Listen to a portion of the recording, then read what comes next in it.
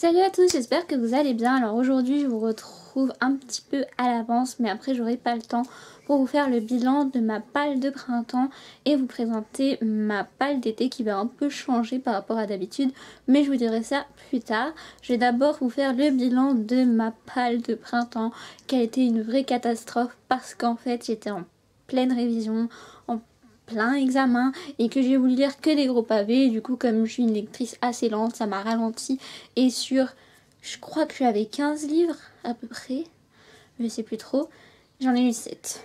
Voilà, c'est pas si catastrophique que ça mais quand même j'aurais voulu en lire plus, mais j'ai eu envie que de gros pavés donc ce qui a fait que ça a beaucoup ralenti avec les examens et tout ça. Mais bref, il y a eu des gros coups de cœur comme il y a eu des grosses déceptions. Donc je vais commencer par les déceptions et je vais terminer par le coup de cœur comme ça. Qui a été mon cœur printemps 2015. And background. Alors tout d'abord je vais vous présenter un livre que je n'ai pas là et que j'ai pas terminé. Donc en fait j'ai retenté le coup avec Christian N. Andersen que j'avais détesté dans ma palle d'hiver et là ça a été pire, je l'ai encore plus détesté donc j'ai arrêté. Et je renouvellerai avec lui parce qu'il y a un conte de lui qui me tend, donc on verra bien. Peut-être que je vais l'aimer dans ce conte là parce que je connais l'histoire, hein, on ne sait pas. Mais pour l'instant ça ne le fait pas du tout. Je ne sais pas ce que j'ai avec cet auteur, j'aimerais bien que ça colle, mais ça ne que j'ai détesté. Je l'ai sur moi parce que je l'ai terminé il y a quelques jours, voilà. Donc il s'agit de Célia Bryce, À la vie à la mort aux éditions Albin Michel dans leur collection Wiz. Donc je l'ai acheté parce que c'était dans le même délire que Nos étoiles contraires et je me suis dit bah ça va me plaire et tout, je vais adorer machin machin, sauf que au contraire j'ai détesté, franchement j'ai détesté ce bouquin parce que en fait l'auteur nous décrit les hôpitaux d'une manière tellement déprimante que ce livre est fait pour les dépressifs je crois.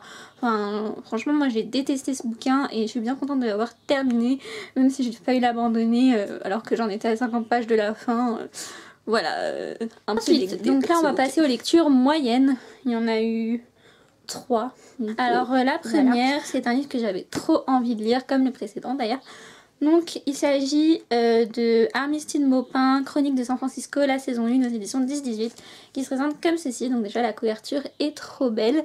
J'ai bien aimé l'histoire, c'était facile à lire, on se prenait pas la tête, c'était sympa. La fin m'a un peu surprise mais j'ai pas plus accroché que ça. Après je continuerai parce que j'ai envie de savoir la suite, mais c'est pas... Il n'était pas du tout prévu dans ma palle de printemps, mais étant donné que je suis une beauty addict, que j'adore YouTube, je me suis dit celui-là il faut que je lise quoi, puis en plus j'allais à la dédicace donc c'était un petit peu obligé. Donc il s'agit de Marie Lopez, hashtag Enjoy Marie aux éditions Anne Carrière, donc qui se présente comme ceci. J'adore la couverture encore une fois et donc je vous ai fait une chronique sur ce livre, je pense qu'elle sera postée après. J'ai bien aimé ce bouquin, c'était sympa, enfin, voilà c'est un peu le vestige de mon adolescence. Mais franchement il est sympa à lire si vous aimez YouTube, le monde de la beauté, donc, etc. Là c'est le rare petit bouquin que j'ai lu parce que en fait là, dans les 2 livres qui me restaient, j'avais plus le temps de lire un gros livre, sinon ça allait empiéter sur ma palle d'été, j'avais pas envie, du coup j'ai pris celui-là. Donc qui me tentait aussi énormément. Donc il s'agit de Thierry Lefebvre et Françoise Grard, Je t'attends aux éditions Flammarion, qui se présente comme ceci. Donc c'est un livre épistolaire. C'est une lecture que j'ai adorée, mais il n'y a pas eu le coup de cœur. Mais franchement c'était une fois j'ai lu un livre dont on m'a beaucoup parlé, qui me donnait terriblement envie, que j'avais vu pour mon anniversaire l'année dernière. Ça date un petit peu mais c'est pas grave. Il s'agit de Licia Troisi, Chronique du monde émergé, le tome 1, Nial, La Terre du Vent, aux éditions Pocket Jeunesse dans leur collection best-seller. Donc voilà, un gros pavé n'est-ce pas.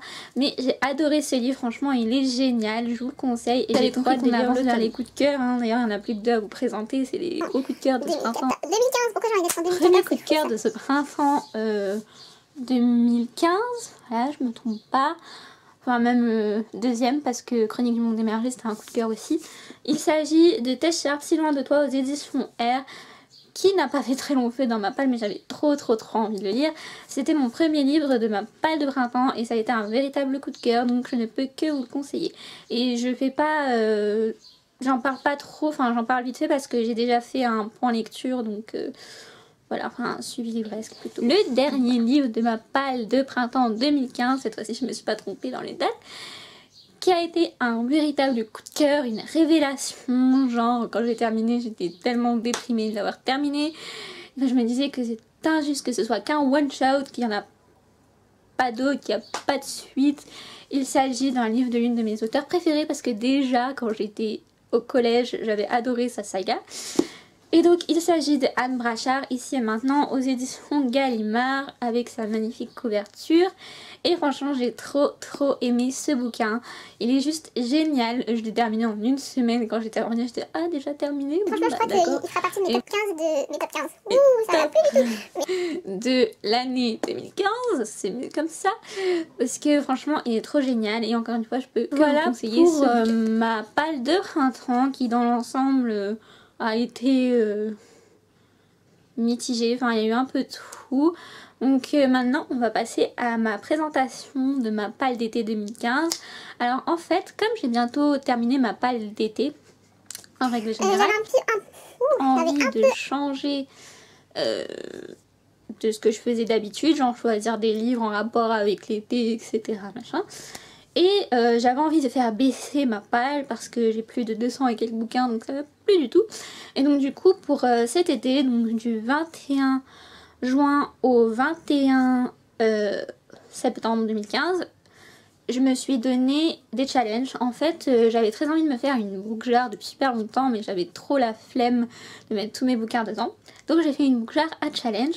Et donc tout l'été, dès que j'aurai terminé un bouquin, je replongerai dans ma book jar pour un autre challenge. Et à chaque fois, avant de piocher dans le prochain challenge, eh bien, je vous présenterai en fait le livre que j'ai lu précédemment, un peu comme un mini chronique en fait.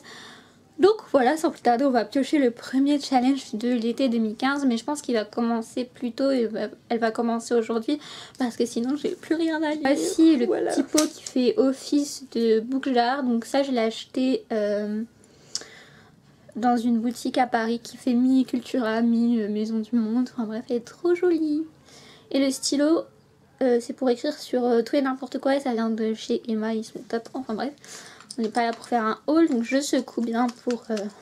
Parce que je vous explique, en fait, j'avais filmé hier cette vidéo, mais j'avais oublié d'appuyer sur le bouton enregistrer, donc voilà, j'étais un peu dégueu. Mais bon, on secoue. On ouvre sans faire tomber le bouchon, parce que tout à l'heure je l'ai fait tomber.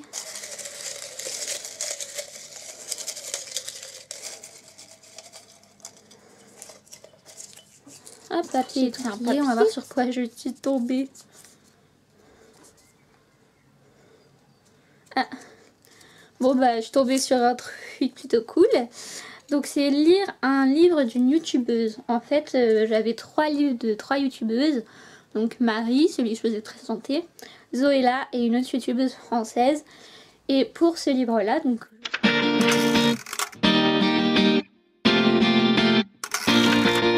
Hey Mr. Lonely, I am a Diana. You look as funny like a banana. You think